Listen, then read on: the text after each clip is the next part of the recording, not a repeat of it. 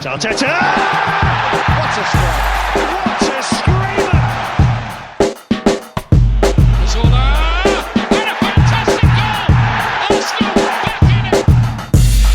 And here's Liverpool, lines it up, finds the net. Arsenal in front. It's that time of year. It is arguably the most romantic time in all of football, the time that gets all of our hearts beating, the time that gets our interest at fever pitch. And we felt we had to do a podcast to celebrate this momentous occasion. Of course, it is transfer season. This is the Arsenal Vision post-match podcast. My name is Elliot Smith, and you can block me on Twitter, Yankee Gunner. I am reliably informed that when this comes out, there will be some kind of football tournament kicking off, but who the fuck cares? Because there's transfers. We've done one. We did a transfer. Arsenal did a transfer. It looks like Arsenal may do other transfers, so we want to discuss all of that. So here's what we're going to do. Quick rundown.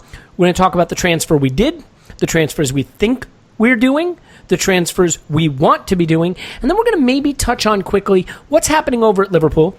Not that anyone cares because they suck, but there may be some comparisons and maybe some contrast to be drawn between the clubs and how they're operating, how we're trying to operate. So we'll take a quick look at that. And the people who will do that, because it wouldn't be me, God knows, are Paul. You can find him on Twitter at PoznanInMyPants. Hello, Poz. Woohoo. And Clive. You can find him on Twitter at ClivePAFC. Welcome back. Hello. Great to be talking to you guys again. Missed you terribly. Miss you too. Yeah, no, I appreciate that. Thanks for saying it anyway. So, look, let's dive into the transfer we did. I felt pressured.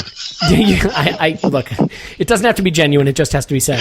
By the way, give us a 5-star review and use that as your guiding principle. It doesn't have to be genuine. It just has to be 5 stars. Clive, what do you make of the Lichtsteiner transfer? I think there are some people that used it as a chance to throw their toys out of the pram and said if Arsene Wenger's first transfer was a 34-year-old, blah, blah, blah, blah, blah. But let's put the hysteria to one side. What do you make of the first transfer of the Unai Emery era? It's okay. Yeah, we needed it, didn't we? We sat here for many months moaning by the fact that Bellerin could not get rested, and he had to play even before big sort of semi-final games. So we need that player. And it's interesting that people are starting to talk about the type of players that we're buying. Robust men that have been around, add a bit of leadership, maybe add some voice. We can't say we didn't need that player. We don't need that type of player. And I've always liked him. He's always been one of those evergreen Peter Pan type fullbacks that knows his way around. When he comes on the pitch, you sort of remember him, recognise him. So, yeah, I've always liked him. And I think it's a strategic buy for a period in our history where we are. And, I don't look at it any broader than that. I think we know Bellerin needs support. We know that he's going to be our first choice, I presume. And the second choice has got to be somebody that maybe can do 20 to 25 games, and somebody who's 34 experience. When he comes in, you don't lose something, you gain something. I think it makes a lot of sense until somebody younger comes through. Yeah, and I think you have to say, it's also kind of fun to sign a player where you go to YouTube and you look at the comps and half of them are in black and white. So that was kind of fun. I haven't had that happen before. But no, I totally agree with you. And I think anybody getting bent out of shape about this, we have major squad needs. I think we'd all agree with that. And I think we'd probably even agree with where those needs are. Goalkeeper, center back, central mid, maybe a wide forward. Those are major needs that require major spending. And there's only so many resources. And so to bring in an experienced player at the tail end of his career who can help educate a very youthful defensive group now between Bellerin and Chambers, maybe if he's still here, and Holding and Mavropanos and players like that, and even Mustafi, and help educate, help instill a winning mentality. I know that's a lot of cliche stuff, but do that. Give a little bit of his wisdom, play the Europa League, play the Carabao Cup, play the FA Cup, play the odd home game, and get him for free and not pay him outrageous wages. And then if we do wind up selling Bellerin, okay, now we have to go out and get a starter at right back. I don't think there's a problem with that. And let's remember, Hector Bellerin is a young, talented fullback on a long-term contract. It is not easy to sign someone to be a backup right back who knows full well that they are arguably the backup, and that's not going to change. So, there's not a lot of players in the market that want that role. So, I mean, Paul, is this the correct take, that this is the club just being pragmatic and swiftly addressing a minor need as cost-effectively and with as much experience as possible? Yeah, plus swap it the other way around. If it was the last deal of the season after we got everything sorted, there'd be no issue. Everybody'd say, oh, great, a tick in the box. But that's what this is. It's a tick in the box. He's on a free. That's a quick deal. Either all sides are interested or they aren't. So you don't leave that till the end of the season to see if he's still there. So, I understand why people were getting twitchy, but, I mean, fuck it. It was a guy on a free, ready to move, exactly what we needed for the position. Shoot us for doing that quickly in our first deal. I mean, we just got it out of the way and done. So, and in the past, we've been accused of dillying and dallying. I mean, Johnny Evans was what on basically a free, a 3 million buyout clause, and he moved quickly too. So, these are quick deals. You move on, get it done.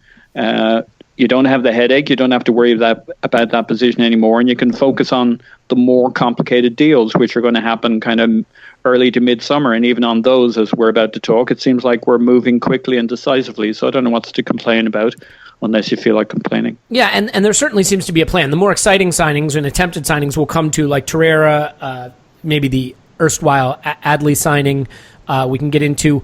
But we got to address the center back situation. I think we have to stay with the defense for a bit. The next signing that seems the closest, although maybe the Torreira signing is that one, Torreira, but we'll come to that, is Sokratis. And if nothing else, I think he will help our footballing philosophy. Boom. Boom. Come on. You loved it. Fuck off.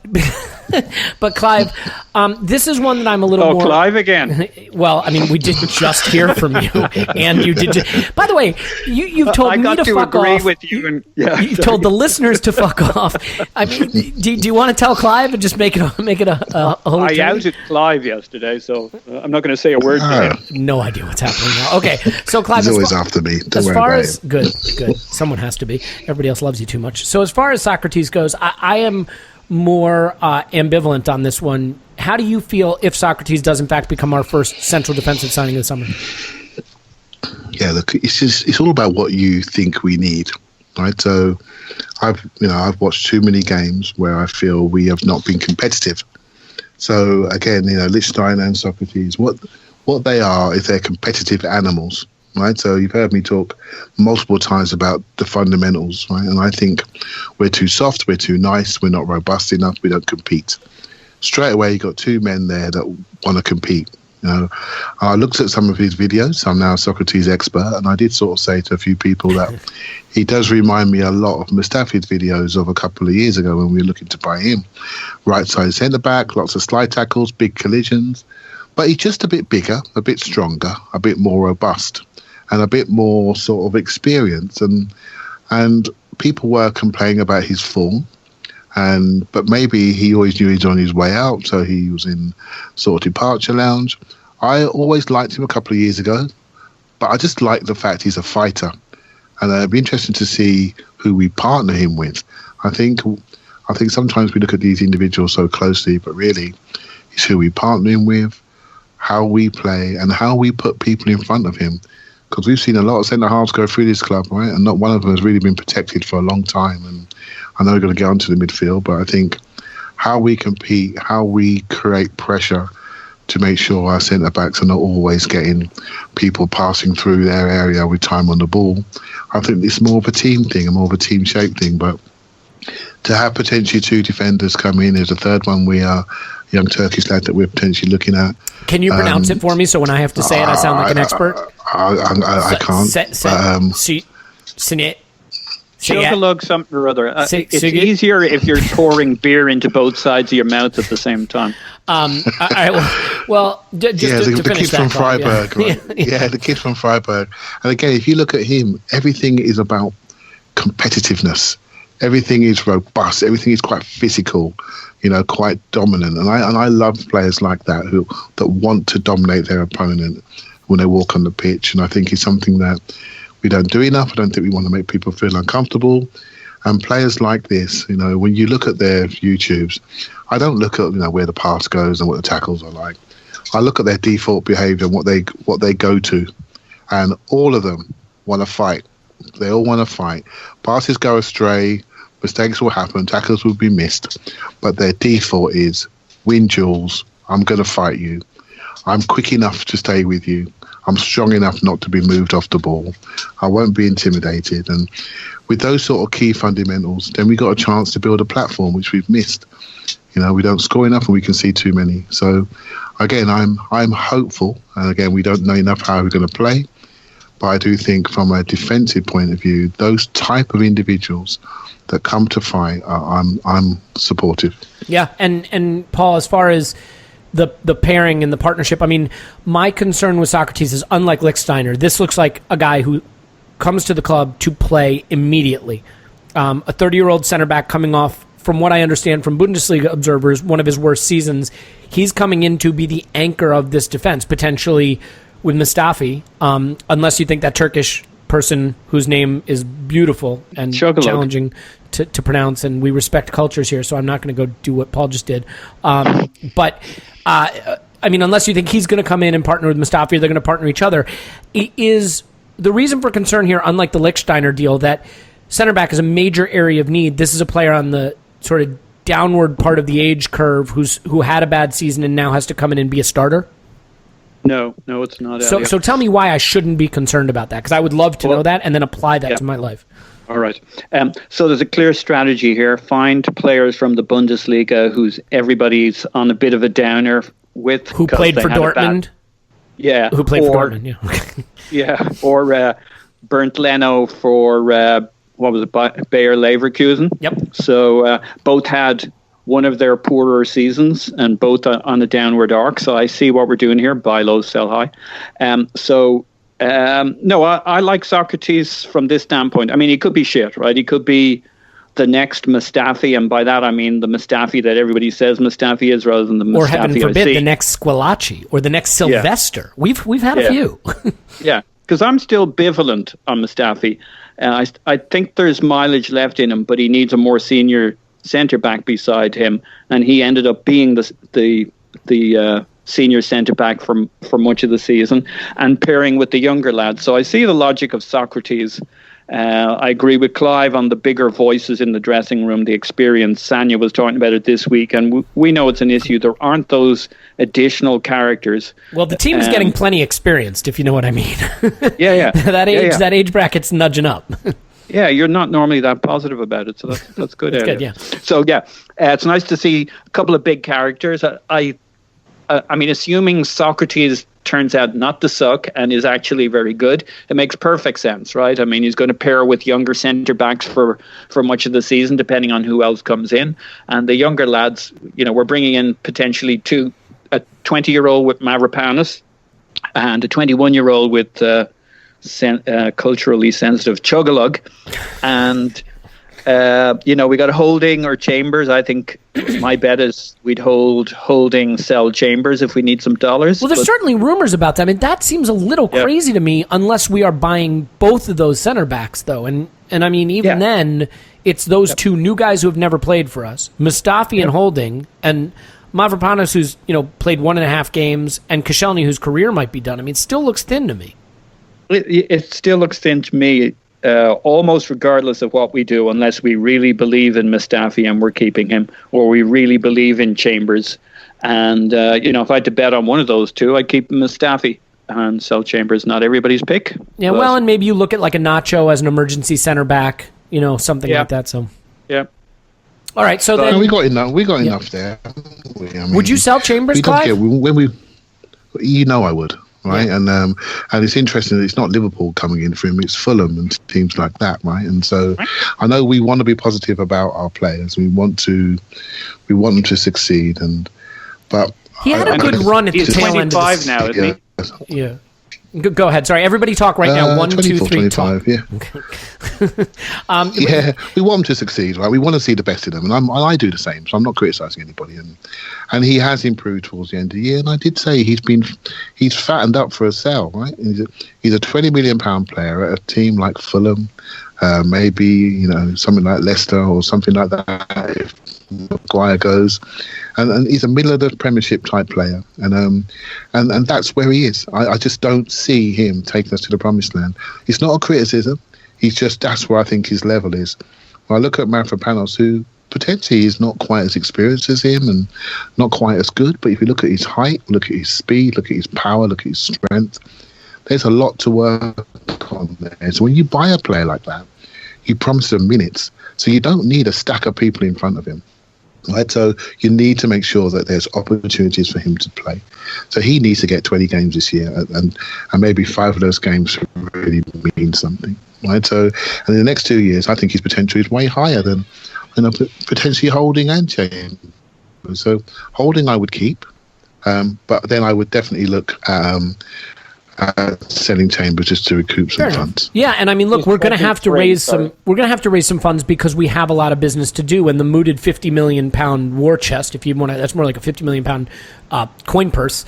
That means something else in England, doesn't it? Well, anyway, is not going to get all the business done. What I would say, and Paul, I think this is where I'm willing to be much more optimistic. While I have my concerns about Sokratis and what we're doing with the central defense, I think we are all of the opinion that maybe Arsene Wenger wasn't always the best at organizing and marshalling the defense, and that tactically we may get a lot of improvement just from the system that will give us a much better understanding of what we have on our hands in players like Mustafi, for example, like Kolasinac, for example, like a Sokratis. And that it was very difficult to be like a Czech. It was very difficult to be an effective center back at Arsenal for the better part of the last decade. And so I'm almost willing to give them a flyer for whoever they bring in and then see where it goes from there. Now, real quick, let's touch on the goalkeeping issue then. I mean, Leno is the guy that there's being talked about. I genuinely don't know whether this rate's sort of like a 1 or a 10 on the bullshit scale, but I mean, Paul, is that someone that you would be encouraged to see come in? I've seen a lot of not so great things written about the season he's had, that he has a big mistake in him, or maybe more than one. Is he someone that you'd be excited to see us come in? Would he come in as the number 1, do you think? So, I mean, I'd imagine Czech's going to start the season as the number 1, but it's the one position you don't want necessarily too much competition in. It hasn't exactly paid dividends at Liverpool, even though they settled that issue. But did they ever have any high-profile goalkeeping ricks that I should know about? No, everything's been cool and smooth there. Good. So my guess would be Czech starts the season as number 1. But, I mean, it's got to be, as they say, up for grabs. So I don't think Leno is coming here to be a solid number 2. And although they're never going to say, sorry, you're number 2, it's in the discussions and in the language. And, of course, him and Mislintat will have had good heart-to-hearts, so they certainly have an understanding. So he's obviously targeted at the number 1 spot, but not necessarily at day one. It may be one of those Czechs to lose kind of thing. And, of course, lots of people listening are convinced Czech will lose it. So well, I'm not as convinced. Well, if Unai Emery does maintain the cup keeper idea that we've seen not just be prevalent at Arsenal but at other clubs, there are so many games that if you are the second keeper at a big club, you'll play a lot. Maybe not in the competitions you'd want to be playing in, but if you play well, then the roles will just reverse. Plus, I mean, the other big factor will be style of keeper, not just, who's in form and who's not making big mistakes. You got to think the reason we're bringing in somebody like Leno is because in that league and with that kind of player, they're good with ball to feet, which Czech, I would say, has worked hard on it over the last couple of years. He's tried to change his game. Yeah. Not a strong suit, and it's, he's 36. So that could be the logic for why you bring that guy in. As Emery it might not be day one he wants to play it out from the back, but as Emery develops his style, he might want 2 styles of keeper. Yeah, I mean, Clive, I think that keeper is one of those areas where I'm fine with a budget solution because they're a little bit unpredictable, and a lot of it has to do with the defense in front of them. But we've also seen with David De Gea at United that they can literally change your entire league fortune through their performances. So would you have preferred to see us go, to the stratosphere for someone like an Alisson or something like that? Or are you fine with spending 15-20 on someone like Bernd Leno? Yeah, I'm okay with it. I think it's more important that we change the culture within the team. And I think some of the people that we spoke about earlier, they're serious men. And I think we need that change. We need that change in competitive culture around the group and accountability. So the goalkeeper, he's 26, Czechi's 36, so that's in the post, right? So the future's set. What I've seen of him, again, a little bit of research, he seems a fast goalkeeper. By that I mean he's got fast hands, fast movements, very agile, big dive. He's a spectacular goalkeeper that can make saves that you don't expect him to make. But I've read also that he's got a mistake in him, like every goalkeeper has. He's got a weakness from shots from distance. He's very good at the old Peter Schmeichel type one-on-one star-shaped saves, and very good at spectacular. And if you think about Arsenal, we're going to have the ball a lot, and sometimes we need a keeper that makes saves that he shouldn't make. If that makes sense. Am I wrong to say that in the Premier League, maybe more than anything, you need a keeper that commands his area well, though, because of the way smaller clubs like to get the ball into the mixer, so to speak, and try to score from set plays? Yeah, that's becoming I hear what you're saying. I think that's becoming less of an issue. I mean, England about to go in with a goalkeeper that's 6 foot, that's quite small, but it's very agile and can move the ball well with his feet. For every 10 touches a goalkeeper has, 8 are with his feet. So that's becoming the modern game now. So you need Good point. You need an athlete in goal. You need somebody that looks like a footballer. And Peter Cech, who's a great goalkeeper, he's maybe a goalkeeper of another time. And I think what we're going to find more and more are goalkeepers that would do well in the five-a-side. And that's what Leno is. I look at him and my gut tells me he's 6'2", 6'3", and I look at him and he looks light. He looks really slim, really light, but he's very fast. And again, if you go back to Mislintat's sort of mantra, he likes to buy players with huge upside.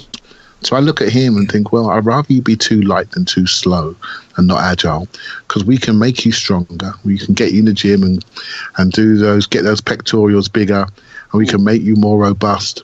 But we can't make you faster, if you see what I mean. We can't add that natural agility. So again, Peter Cech's got number 1 shirt. He'll be there. They'll rotate the games. That's all that counts. He's 26, which means he's basically 19 as an outfield player.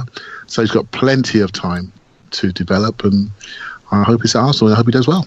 Yeah, I am fine with it. I have read things that scare me about it, but I think that given the issues that have to be addressed that require resources, I'm kind of in the same boat where I am with the Lichtsteiner thing with this. I just don't know how you project goalkeeper performances from one club to the next. I mean, you can genuinely see when a keeper is bad, but I'll give you a great name, Lucas Fabianski. Did anyone at Arsenal think Fabianski would go on to have a creditable career? And he really has. He's been an excellent goalkeeper for Swansea, and he was a comical goalkeeper for us who at times made Manuel Almunia look good. So I am loath to project goalkeeper performances from one club to another, and I think that we seem to be addressing it. It's notoriously hard to come up with stats for keepers. Everybody in the stats game says that. So who knows what Stat DNA sees, or whoever, or Sven and the boys see in a keeper. Let's be honest. I mean, stats really don't matter. Like, you just need to have passion and power and pace, is what I've been told. So it should be fine. Yep. Look, I think we have to get to the headline deal, the blockbuster deal, the one that everybody's sort of talking about right now and appears to be creeping closer after, for a while, looking like agent playing us to get more money from another club. But now it does seem to be the case that we are close to signing Torreira, Uruguayan midfielder, and it really isn't a transfer window until you have who's someone's following on Twitter and the Uruguayan radio host ITK stuff, and it's all popping off. Apparently Torreira now follows Arsenal on Twitter, and we've had our Uruguayan radio sportscaster ITK moment. So we really are at peak transfer klaxon right now. So Paul, I'll stick with you just for a second. Let's first of all talk about who this player is. Now, I think none of us are Serie A experts, so let's dive deeply into him as though we are and speak with an incredible amount of authority about this player. Who is this Uruguayan midfield maestro we are after? So my sources tell me he's Uruguayan. He's 22, born in February, I remember right. Though I got Calum Chambers wrong. He's actually 23 years old. But I was only 2 years off on one of our own players we've had forever. So that's how good I am. Yeah, he's really good. So I looked at him myself for a bit and came back with my own opinion of what players he was like. People were talking about Verratti and blah, blah, blah. And I came up with 2 players, and it turns out it was the same 2 players almost everybody else ended up comparing him to. I decided he was like about 80% N'Golo Kante and 80% Santi Cazorla in terms of their best abilities. So he can't quite do everything Santi can do at the same level, but he's got a good chunk of it.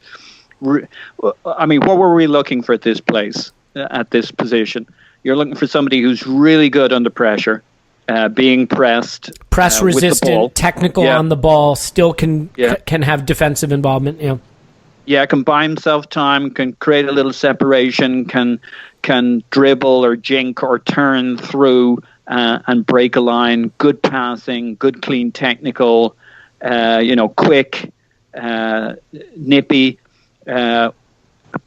reasonable physical size. Okay, he doesn't have that, but apparently he makes up for it with his wiriness, kind of young Jack Wilshere-ness, using his body. So I mean, he looks great, and especially Emery talks about using a 4-1-4-1 at times. So you need a guy who can be that one, and we'll discuss who does what, but he could certainly be a tremendous option for the guy that buys everybody else the space to move a little further upfield. And he plays a diamond for Sampdoria. Last 2 seasons, he's played 35 and 36 starts in Serie A, which is amazing for a guy who just arrived. 20, so that would have been when he was 21, 22. And plays every minute when he plays. So he plays the full 90. He's got 3,000 minutes both seasons. I mean, that's phenomenal. The only player we have in that category is Sanchez, and we sold him. Xhaka's, I guess, playing at that run rate, but he didn't play the first season all the games, as you were continually reminding us, Elliot. So the guy can put in the minutes, can put in the games, and it's going to be really... the other thing we were looking for was a player who could match up with all the other players in our midfield, because we've got 3, 4, 5 really good players, but no pieces that connect to him, and this seems to be that guy. And the last thought is Ainsley Maitland-Niles. That's potentially the same spot. This guy's only 18 months older than him, and is a real target for Maitland-Niles, who has maybe even greater physical gifts, maybe not greater skills, really great skills, but maybe not greater than Torreira. Maybe you're saying his athleticism is superior? Yeah. But when you see the mentality of this Torreira guy, that's what Maitland-Niles needs to match: the intensity, the 90-minute focus, etc., etc. So I think it's a fascinating thing. I hope they don't take this one away from me and make me cry again. Yeah, I'd be over the moon with this, Paul. This is a dream signing for me, and I'll explain why in a moment. But Clive, I have so many questions to ask you about this now that Paul's done talking. So the first one is just your take on the player. How excited are you for him, and what do you think of his skill set? Yeah, he looks good. And when he first kicked off a couple of weeks ago, I didn't know anything about him, but people who I respect were just going off straight away. Were really excited. So I did a bit of research like Paul's done, and again, it's interesting that Sampdoria do play with a diamond, and he plays at the base of the diamond. And funny enough, I don't see him at the base of our diamond. Or I'd love to see us play a diamond. I really would love to see a 4 diamond too, and because I think we've got the players for that. But I think if he was in England, I think he would play maybe one of the sides. But again, what does he bring? And you often hear me talk about, the ability to win races, and that's his key strength. And I've always had this thing in my mind, and up until recent years, where I wanted a big defensive midfielder, and really, that's really just my own sort of insecurities. Really, I want somebody big and strong and fast that makes sure we don't get beat up. But really, what are you really after in the modern game? It's your ability to repeat sprints and get to the ball first. That's what really counts. And do it again and again and again. And when you have the ball, have the ability to move, be agile, move with the ball, carry the ball, and make people sit back into their blocks. And if we do get pressed up on him, he's got the ability and agility to move away from that. He can carry it. And I think it's a very important skill set. And my favourite type players can do that. Players I always like can get the ball in different areas, and they can move and they can challenge their opponent. And I really like that about him. And again, what's really encouraging is that the management have worked out what we need very, very quickly. And they worked out what we need from the back. I know we haven't got them signed yet, so we're making some assumptions, but they've worked out what we needed defensively. They want robustness, they want men, they don't want anyone who's going to be taking liberties with. And in midfield, we've got a number of nice midfielders. We have some midfielders with potential. We have some midfielders at the right age. I think we're going to lose one potentially, but we'll see. But what we really lack is that connector, that sprinter, that's somebody with agility that connects it all together, that glue-type player. So I wouldn't actually want him to play at a base of any team. I want him to be right in the centre of the team with all of our players around him, connecting all of our good players like Ozil, Mkhitaryan and Ramsey, players that he can find right in short spaces, if we're nice and compact with short passes. But then when we lose the ball, he's got the ability to tackle. His interception rate is really, really high. It's not just about tackling, it's about reading the game, intercepting and transitioning. Transitions mean you catching teams when they're most disorganised. So this is the type of player that makes a team tick. And he was given that responsibility at Sampdoria at the age of 21, 22, which is a huge responsibility. Also, he won't have to shoulder that. He'll just be put in a nice armchair with players like Xhaka and Ramsey, Ozil, Mkhitaryan around him that are equally adept on the ball, but maybe lack some of that two-way ability that he will bring. And again, I'd like to see more two-way players in our team to allow us to overcome teams that make us work backwards. So this guy seems to have that. So that makes me really, really hopeful. He sure looks like someone who could be exactly what Xhaka's crying out for, who can receive the ball deeper and get out of the press and be press resistant, who can, put in a challenge and let Xhaka do more of that sort of quarterbacking role, for lack of a better way to put it. I know some people hate that analogy, but I think it works. I guess the question is, and I'll let both of you get a chance at this. I mean, Clive, we'll start with you. The thing I start to struggle to understand is how we are going to set up if you think that Ramsey is staying. If it's Torreira, Xhaka, Ramsey, Ozil, I mean, how do you find a way to play them all? I honestly, you know me, Elliot. Well, I think we sell Ramsey for a bag of magic beans. I know that, but no, I would do what's right for the club. You can't look at. Oh, come on! That makes me sound like saying I wouldn't do what's right for the club, which everyone knows I would not. Sorry, I didn't mean to sound like that. No, I'm just kidding. Yeah, go ahead. It's I think my issues, with certain players, it's not the players' talent, it's how they operate and how they're allowed to operate. So I've got a completely clean sheet because what we don't know is the accountability structure the manager's going to bring.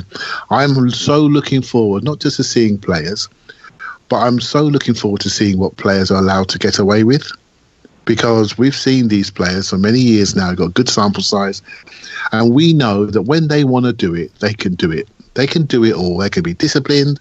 They can have their distances right. They can drive teams back. What they haven't got is when they have a bad day, they're allowed to get away with it, and they're back in the team the next week. And so I'm not saying we need to sell this person, that person. I want to see real accountability based on how a manager wants to play. I'm hopeful we'll be better off the ball. And I'm hopeful that if you don't do those jobs that he wants you to do, that you will spend time sitting next to the manager on the sideline with a jacket on. Right, that's what I'm hoping for. Or no jacket on, for that matter. Yeah, I don't want to see players that, and I'm not blaming those players because they were allowed to get away with it in the culture that was allowed to manifest with Arsene Wenger. So I'm trying to almost reset my views on the players, because I think they should be judged with a new boss in town and see what they can produce. And I think it's in there. And I don't want to say we need to do this or do that. I'm really, really hopeful with the players that we are focusing on, that they seem to have some fundamental attributes which I think are going to benefit us and allow the manager to create an identity which suits his style of play. Going back to your original question, which I think I faded away from slightly, everyone assumes we're going to play a 4-2-3-1 because that's what he did at Seville, but he didn't do that at PSG. He played a 4-3-3 primarily because of the players that he had. He played it, and I loved what he did there. And so we're making these assumptions without really knowing what's coming. And again, that's the exciting thing. So people are thinking that Torreira is going to be a part of double pivot with potentially Xhaka, and then Ramsey will be pushed further forward, and Ozil off one side, and Mkhitaryan off the other, and Aubameyang up front. Yeah, it looks nice. It could work. But I'm very open-minded about what we've got coming. He's got a little variety in him, too. And, I mean, I think the assumption you're right is that he'll be a double pivot with Xhaka, but I don't think it's out of the question that it spells trouble for Xhaka if Ramsey stays, because if he wants to play that similar flying V, he could put Ramsey and Ozil into that midfield with Torreira at the base of that V and move up the pitch that way. Because, that gives him a little more running and mobility. You've got two attack-minded and hard, well, I was going to say hard running, but attack-running midfielders in Ramsey and Ozil, and then Torreira, keep the glue that keeps it all together at the base of it, similar to what Verratti did at PSG. Now, and what intrigues Elliot, yeah, go ahead, please, Paul. Part of Unai Emery's pitch, apparently, to Gazidis, and maybe it's all marketing, was that Unai Emery had a plan for Ramsey, yep, and Ozil. Now, hopefully, you don't come away from that, and his plan was to sell Ramsey, or to play Ozil. The centerpiece of my Arsenal plan is Ramsey, selling him for a lot of money and replacing him. Yeah. So I don't know if it's a flying V with the two of them ahead of it, but it does intrigue you to think if he comes back and says, "Yeah, I'm going to do what we did last year," that's not a very compelling story. So no, you make Ramsey. A great point. Yeah, just changing the guy who's in the double pivot with Xhaka is not really changing anything. I mean, of course it can, because I think a lot of people have felt that Santi Cazorla was the missing ingredient for this. But Mesut Ozil is one of those tough players. I mean, he is a luxury player. He doesn't fill a specific tactical role, and so you put him in the midfield and you feel light in midfield in terms of teams that want to contest midfield, and you need someone who's press resistant to do that, and Torreira gives you that and Xhaka doesn't. And so if it's not a double pivot, I mean, I'm sorry, but we have all said on this podcast that Xhaka doesn't work further up the pitch. He has to be deeper, where he can spray those passes to the wings, where he can play the long balls, the line-breaking, intermediate value passes, as Arsene Wenger used to call them. It really is interesting, but I love the idea of getting this guy, and I want to expand on that for a second, but Clive, it sounded like you wanted to come back in there, so before I go on a roll here, why don't you climb back in, because I'm gonna just give you my opinion of why this is such a strategically important move for us.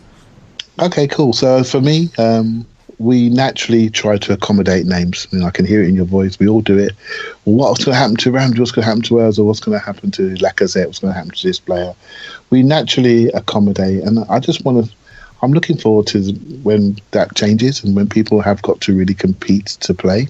And just for example, we think we're trying to squeeze people in right now, but what if we were to buy a pacey wide man? Yes. Because that would absolutely send people crazy, because then they would know something has got to change. Something fundamental has got to change. If we were to buy that speed out wide, because we need that second speedster, to need that second person up front to work with the centre forward. So unless we go 4-2 and play our two forwards that we know and love, I'm not sure if he's going to do it. If he does it, then fair play. That's the quickest way to run with this squad. Right, so, but if he doesn't, he goes 4-2-3-1. He needs speed on one side, and that's going to really put some of our favourites under real pressure, because they cannot mimic what a speedster can do, a dribbler, a carrier, a Theo Walcott replacement from the right or left, depending which side you favour. So that's the future that's coming, and there's rumours about Gelson Martins, and there was a Dembele rumours a month ago, which I was suckered into. It seemed to have gone very quiet. I specifically said that no one should be doing that to themselves. Yeah, I'm sorry, I'm weak, and well, look, he would be a dream, but that is a dream that you should not dare to let yourself have. Yeah, well, that's that loan deal. I had it sorted out in my mind, but hey, it's gone. It seems to have gone now. But if a player like that arrives, then we're going to have to make some choices, right? So somebody is like a Lacazette or an Ozil or a Ramsey or a Xhaka. Someone's going. Well, right? so yes. Let me just say one thing to your point. I totally agree with you, and I don't think anyone could disagree with you that we want players earning their place on merit, that you cannot have a successful team where the team picks itself absent merit. But when you are an Arsenal and you give £300,000 a week to Mesut Ozil, he's going to play, and he should play, and you do need to build a squad that gets the most out of him, because what you've said with that money is you're the best player on our team, you have a talent that is rare in the game, and we need to keep you here because we can win things with you. And if you really believe that, then you have to find a way to employ a strategy that maximizes that. Now, I think there are games when he didn't deserve to be on the pitch, and I still think you'll have to manage him on merit, of course, but the system will have to get the best out of him. Let's put it this way. Any system that doesn't get something great out of Mesut Ozil probably won't get anything great out of Arsenal either, if you follow me, because we've put a lot of resources into him. So we'll see how that goes. I just want to say one thing just about the strategy of signing Lucas Torreira and why I think it is such an important signing, assuming we get it over the line. He is 22 years old. He is a huge, huge talent. He has a release clause. So he is someone we have the resources to go get. And the teams we're competing with are the teams in our bracket. So when you look at a Barcelona, when you look at a Real Madrid, when you look at a Manchester United, even a Bayern Munich to some extent, we really can't compete for the signing of the players they want with resources, certainly. With prestige, sadly, probably not either. So it's really difficult. But those teams, for the most part, not always, are going to go after two categories of player. Stars in their prime. Paul Pogba in his prime. Gareth Bale in his prime, Cristiano Ronaldo in his prime, right? They're going to go after those kind of players. Or they're going to go after the very, very, very 1% of young players in the world, Kylian Mbappe, right? Neymar, those kinds of players. So those players we can't get. But you look at a 22-year-old Torreira, and this is a guy who he's not quite ready for his Real or Barcelona move yet. Now, that may still be in his future at 26, 27. I mean, they've got Toni Kroos. They've got Isco. They don't need to go get a 22-year-old midfielder. But, excuse me, someday they might want him. But right now, who are the teams competing for a player like this? Dortmund, Spurs, Liverpool, Arsenal, Atletico Madrid. That caliber of club. And we can not only compete. Elliot, we've been slightly below that club recently in our recruitment, right? But that's my point, Clive. That's exactly my point. Is that this is what we need to do: is put our foot on the throats of those clubs and say we can pay more than them. We have a better stadium than them. We have a better city than them. Come to London, come to the Emirates, make more money, develop your brand and your football here, and then at 26, 27, we can fight to keep them from going to Madrid or Barcelona if possible. But this is going to lead into our next topic, the topic of Liverpool, because this is what we failed to do. We have failed to buy in this age range effectively the guys who are one step below the Madrid or Barca move, but where we can make our leverage count. I mean, Clive, isn't that what we need to do? Make our leverage count in that group. Yeah, and we're about 4 years behind, right? Because we always knew that we moved into the ground and we got to 2014 and we knew that we were going to get some extra funds, and we went for some high market players, but we really forgot that mid-market. And I'm afraid Spurs, and we're going to talk about Liverpool, they've jumped all over that. Spurs have done it with primarily UK players like Eriksen, for example. They've maximised Dembele, and they've brought young, but now they have a squad with incredible high value.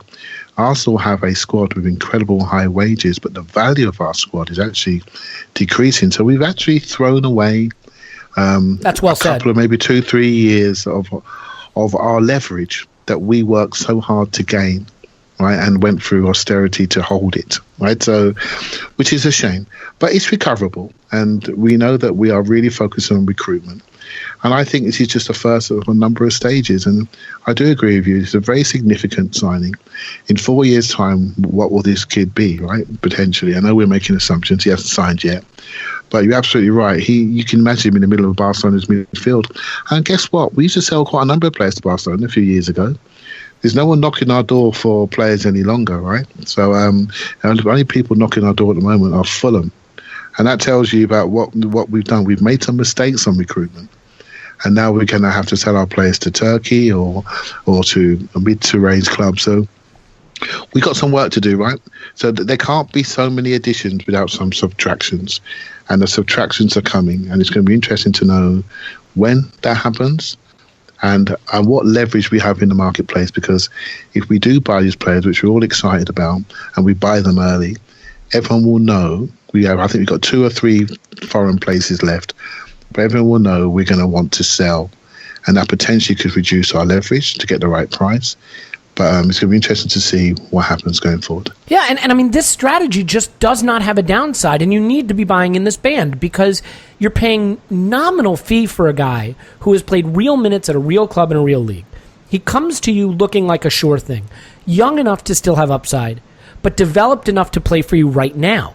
If he develops on the path he's on, he becomes that £80 million asset that you can sell and reinvest. Or maybe, if you're lucky, keep him. But even if not, you reinvest, and that's the renewal of your club.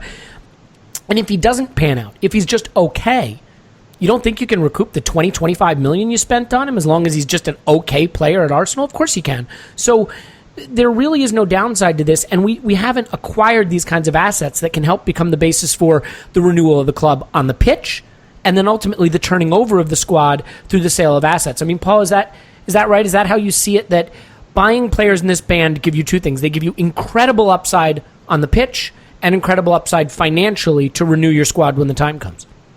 Yeah, I think so. I mean, I agree with the analysis. I think there's an upside to it all, which is there's a reason we got Sven, the most important signing of any club out there, arguably over the last year or two beyond players.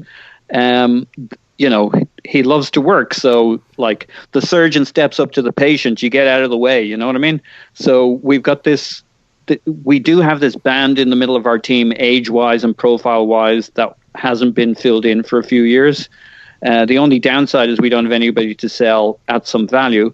The upside is he's kind of got a clean sheet of paper in that middle band of players. And is there anybody on the planet, old Diamond Eye there, who's supposed to be any better at it? So I think it's pretty exciting. And I think, we'll talk about Liverpool maybe in dribs and drabs, but one of the things they did, and one of the things we saw to a degree on the City side, was they focused on the front end of the team, the attack and the attacking midfield, before worrying too much about the back end. We've done quite a bit on the back end because we really fucking needed to.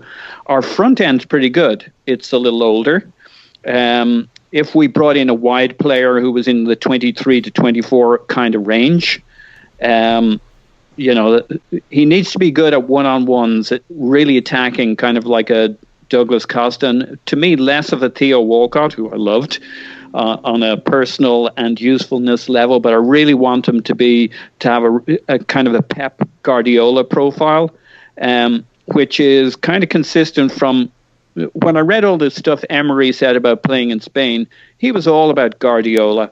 That was his archetype. Not that he wanted to totally mimic it, but he took all of the lessons of Guardiola, both playing against him tactically and also in terms of implementation. So I can't see that he doesn't see the need for a wide forward. So we're going to be pretty stacked up front. If you look at the players we're bringing in this window, if we did this window, you look at what we did the last window, right? We brought in 3 players, including Mavropanos. 2 more windows, and if the moves are good, holy fuck, that's another, by next, we got something like 4 or 5 players lined up right now, and the summer isn't over. Now maybe we'll shut up the doors pretty quickly, but then you got the winter and the following summer. That could be the best part of 10 players. So things move quickly. Life comes at you quickly. You look at Spurs and how quickly they went from being dog shit to actually very interesting. So it's all about the moves you make. If you make good moves, we can turn this around quickly. So I think it's there's nothing guaranteed, but I think it's an exciting sheet of paper for Sven and Emery. I mean, the beautiful thing about Emery is that's how he's worked before. He didn't do the scouting in Spain. He worked with Monchi, and his attitude at PSG was the same. He didn't want to do the transfers. He wanted to do the coaching. And so this is a really nice lineup, really nice fit that can pay off, one hopes. Can And look, I just say a couple of words quickly? It's Cagliari Sonyuki. That's the Turkish centre back that we are looking at. If you say so. Clive, that's I'm what I not sure said. if my pronunciation is correct, but Cagliari Sonyuku. That's it. That's the way it is. Right? So, you know what? That's what To our listeners who actually speak that language natively or otherwise, first of all, our apologies. Second of all, find us on Twitter. Tell us how to pronounce it. I mean, we may not sign the guy, so it may not matter, but we certainly don't want to engage in this kind of crap anymore. That's for sure. Exactly. Look, it just has to show you how football is so amazing, right? Who'd have thought potentially we would have two Greek guys and a Turkish guy in our defence that basically two of them we'd never heard of 6 months ago. But that's the opportunity. Clive, I'm going to jump on that point. I think that's such an important point because we get so hung up on there being like 5 names that we want to go get. There is an infinite amount. Well, no, you don't. And that's my point. Like, I've never been too fussed about who the targets are as long as we're addressing a need in the squad and getting a player that we believe addresses that need. I think too often in the past we have failed to address the needs of the squad. There's, the famous center back crisis. There was the famous summer where we only bought a goalkeeper. There were all the summers where we didn't buy a goalkeeper. But we seem to be addressing needs, and we're going about it, in a fairly expeditious manner, which is nice. I look at it this way. You look at Ousmane Dembele going to Dortmund, and then a year later, or 2 years later after going for whatever it was, single digits for, $100 million to Barcelona. Or you look at what Liverpool have done, and I want to come on to this. So Liverpool sold Torres for $50 million. And they got made fun of a lot for how they reinvested that because Andy Carroll for $35 million. But they did get Suarez. And Suarez and Sterling begot Salah and Sane and Jesus. Well, they didn't, but they didn't have produce them as progeny. But they turned that into this crop that they have now. Firmino and Salah and Sadio Mane and Oxlade-Chamberlain, for better or worse, depending on your opinion of that, and Van der Vaart from the Coutinho money, and Naby Keita and Fabinho and the ill-fated Fekir bid, which may still happen. Who knows? But I mean, Paul, do we need to look at Liverpool?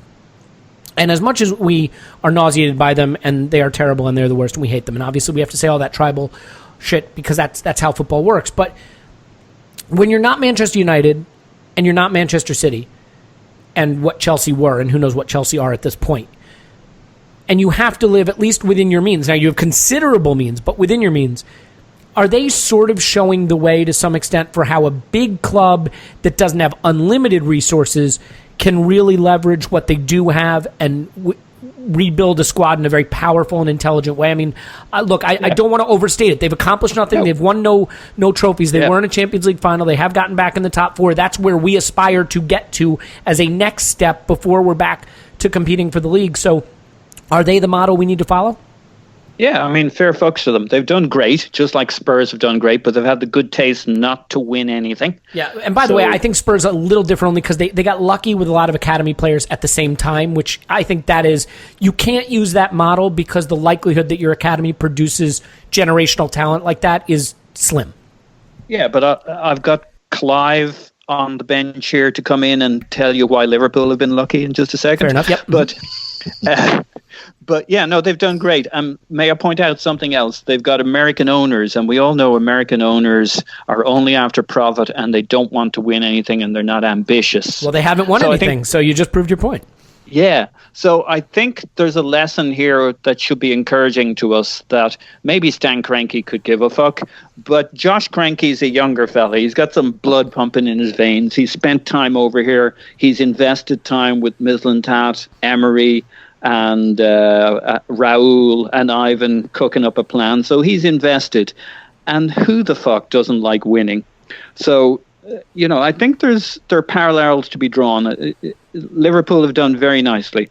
Well, I think more to your point, it's a proof that whether the owner cares or doesn't care, if you have the right team in place and the strategy is sound and you use the leverage of the extra resources you have, you can still get it done. Yes, but also an American owner can get it done if we see Liverpool as an expense, and we have an American owner. So for those who'd given up on the thoughts of ever having ambition, FSG have shown ambition for some time. You could take a look at Arsenal now and say, we're not acting like people who didn't want to get really good leadership in place, cutting edge, and do something different to make something happen here. So I see parallels there just from an organizational and a cultural standpoint. I'll let Clive have a crack at the philosophy from a footballing standpoint, but they've clearly done a lot of things good.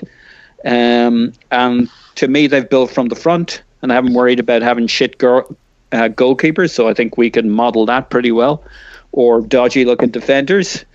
Build from the front. And what they've also shown, I think Klopp deserves a lot of credit, and you're hinting at this, is that with a very flawed squad, you can still get a lot done if you have an area of the pitch where you're dominant, right? I mean, Sadio Mane, Firmino, a very clear philosophy. Yeah, and Salah, with a little bit of Coutinho part of the year, was a dominant area of the pitch, and they used that to become a huge advantage for them. I mean, Clive, what do you say to the people who say, well, Liverpool haven't won anything, so their project is useless? Yeah, that just justifies that they haven't got anything to show for what they've done. But since Klopp's come in, I think they showed there's a great graphic on Twitter which showed his first 11, and then they showed the 11 that went to Champions League. I think there's one player in it, so he's had a complete renewal. He's, I think he had a young kid called Flanagan playing fullback when he started, and I think he might have just been released. Right, he's had some problems off the pitch, so things change very fast in football. And Klopp's he has been their catalyst for change, and he's been supported by the ownership. Right, so, but what he has done, which I do admire, he's got a system, which we all know, and he buys players for that system. And so the moment we see a player bought, we can all see where he's going to play. So everybody's fit. Everyone, he buys as many two-way players as possible. He respects off-the-ball game, and he's got as many sprinters as he can possibly get. When he's got a weakness at centre-back, so he overpaid for the best centre-back in the league, and he's got him in there, done, 70 million, no problem. So they're in a different place to us. So we're probably a couple of years ahead of us. We're renewing the squad now. Potentially we're going to have a group of 29 North, and then we're going to have a group of 23 South, right? And we're really looking at we're looking at Ramsey, Xhaka potentially in that middle groove space, and Mustafi, and depending on who you like, there's debates on all of them, right? So it's that middle area that I think we're going to have to invest in the next couple of windows, at 25 to 26. But potentially we will stay at the 22, 23 range and wait for them to develop. So we're in a different place. They've got fortunate with some sales, but I'd say they got fortunate with some sales, but a lot of that was based on talent. So you can't deny Suarez's talent. Maybe that could have been our sale, but his talent was there. Best player in the league, gone, 80 million.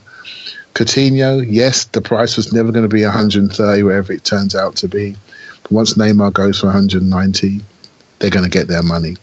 And they can reinvest that in. They don't mind if they're paying 20 million more for Van Dijk, because they got 50, 60 million more for Coutinho than they expected. They can go early on Keita, and they can go and buy Fabinho when Emre Can walks out the door for free, right? So no one's perfect. They've got a goalkeeper they really try to work on and try to maybe not spend as much as they could do in that area. And it potentially cost them a key moment in their history. But I do like their sort of playing identity, what they're trying to do. And we can all see it. And we can't deny that it's been positive for them. And with Spurs, slightly different. They've bought young and English.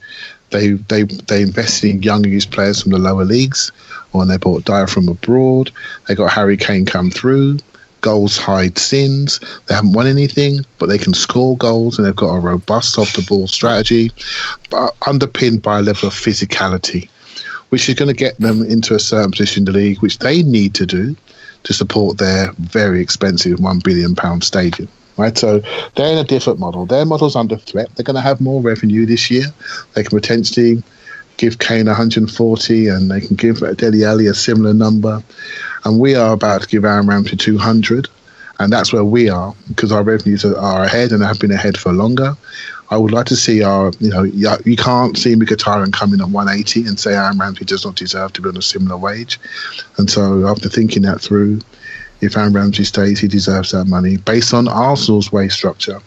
but I would like to see a greater accountability there. But I can't help but admire what they do, but it's not perfect. And what I'm really encouraged about is that we are starting on that road again now. I really feel strongly we've been held back by the single point of failure model. And we're now, it's really interesting, the most encouraging thing about what we're seeing recently is a level of efficiency. You know, we're seeing multiple players being sought after and getting closer to the finishing line, and we can all feel it and we can all see it, and they all have the attributes that we know we need to resolve, which I find really encouraging. So to see the model working, the depth of people working, to see people with their clear roles actually executing, I think it's really exciting. It is, and look, I know that this is not substantive, but I can't tell you how nice it is just not having to hear the sound bites of the manager saying, well, the World Cup will make transfers very difficult, and no one's focusing on that until after the World Cup, and right now, you know, players are on holiday, and so we'll talk. You know, look, I'm not saying Arsenal was wrong about that. I realize most of that was just not to, you know, give away anything we were doing, and it's not like we didn't make some early signings when Arsenal was here. It's nice to have a different summer. You know, different quotes, different moves, different timing. It just feels new, and that's nice. Look, I realize that the way tribalism works, we're not supposed to analyze other clubs in any way other than their shit, their cunts, blah, blah, blah. I get that. And I'm not saying Liverpool have been perfect, and people will push back, and they'll say they haven't won anything.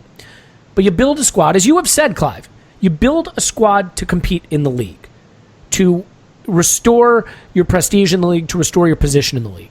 And Liverpool have done that. And along the way, they got to a Champions League final.